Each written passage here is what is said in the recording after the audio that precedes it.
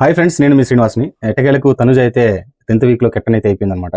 Big బాస్లో చాలా రోజులుగా ఆ పాప అనుకుంటుంది నేను గెలవాలి నేను గెలవాలి అని ఏడ్చి అసలు ఒక రకంగా ఈ వారం ఆ ఏడుపు అనేది లేదు. ఎందుకంటే లాస్ట్లో నిలబడింది మనకు మగోళ్ళు కాబట్టి వాళ్ళేం పెద్దగా దాని గురించి ఫీల్ అయినారు, కానీ ఏడ్చేంత వరకు అయితే ఉండరు కాబట్టి ఒకసారికి మాత్రం ఏడుపు తగ్గిపోయింది అనుకోవచ్చు.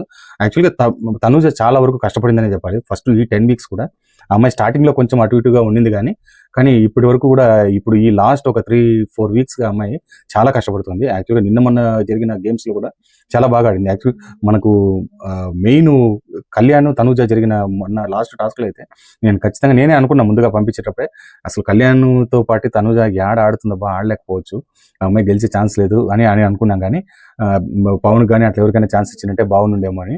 కానీ ఇప్పుడు అమ్మాయి చాలా పర్ఫెక్ట్గా అసలు అంత వీడియో ముందుగా ఫస్ట్ కళ్యాణ్ ముందుగా అన్ని తీసుకొని వచ్చి నీట్గా సెట్ చేశాడు, కానీ అతనికి ఒక చిన్న కన్ఫ్యూజ్ అయితే వచ్చేసిందని చెప్పొచ్చు. ఒక రకంగా ఆ అమ్మాయి చేస్తుంది చూసైనా కూడా అతను పెట్టిండొచ్చు, కానీ ఎక్కడో లిటిల్ బిట్ కన్ఫ్యూజ్ అయిపోయాడు. కానీ ఈ అమ్మాయి దాన్ని మాత్రం కరెక్ట్గా క్యాచ్ చేసి తర్వాత దాంట్లో గెలిచేసిందని చెప్పొచ్చు. చాలా బాగా ఆడింది, యాక్చువల్లీ బాగా కష్టపడింది కూడా. అమ్మాయి అంత సన్నగా ఉన్న హుషారుగా అమ్మాయి అయినా కూడా చాలా నీట్గా పరిగెత్తి ఆట ఆడి గెలిచేసింది అనమాట. ఈ రోజు కూడా యాక్చువల్గా జరిగిన దాంట్లో కూడా అమ్మాయికి ఒక రకంగా సపోర్టు ఉండింది, అలాగే అమ్మాయి గేమ్ కూడా గెలిచింది అనమాట. దీనివలన అమ్మాయి కెప్టెన్ అయితే అయిపోయింది. ఇంకా ఫైనల్ టాప్ 5లో ఖచ్చితంగా తనుజ అయితే ఖచ్చితంగా ఉంటారు.